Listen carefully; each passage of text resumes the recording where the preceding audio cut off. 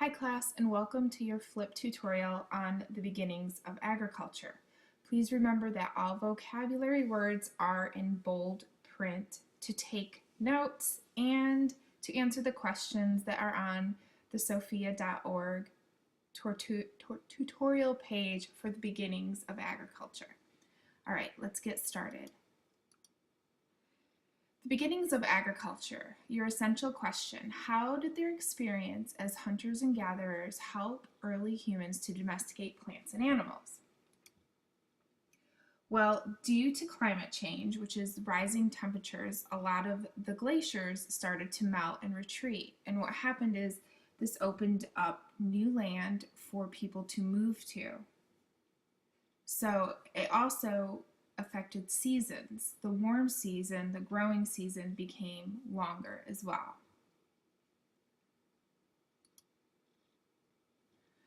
This climate change also allowed humans to domesticate plants and animals. And what it means to domesticate plants and animals is to adapt or breed plants or animals for human use. So you're not just roaming around looking for berries, you're actually growing berries on a farm, and you're not out trying to hunt buffalo. Instead, you've herded them into a certain area.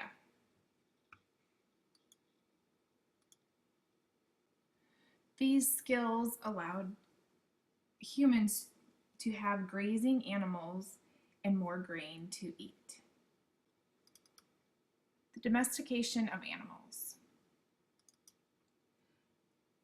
Early humans also learned that some animals could be captured and tamed, and this probably came from the hunters' knowledge of wild animals. Since they were the ones that were out hunting the animals and dealing with them, they probably picked up on some of their habits.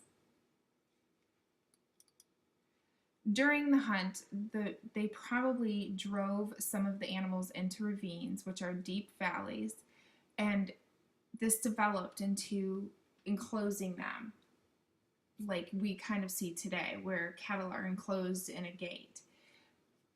Enclosing these animals and keeping them in one spot became a constant source of food for people. The first animals were domesticated around 9000 BC, and the domestication of animals came before the domestication of plants or agriculture. The domestication of animals also helped form a reliable source of food and other items. You can make shelters out of animal skins, you can make tools out of bones, you could use animals for transporting goods, and then you can also use dogs for hunts or wolves. The Agricultural Revolution.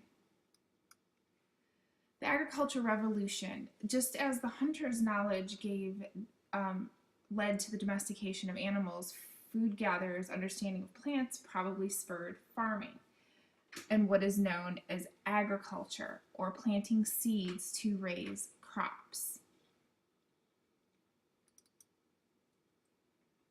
The Agricultural Revolution is probably the most important things to happen to humans. If it didn't, we would still be in loincloths, hunting animals, running around, and we wouldn't have been able to settle in one place.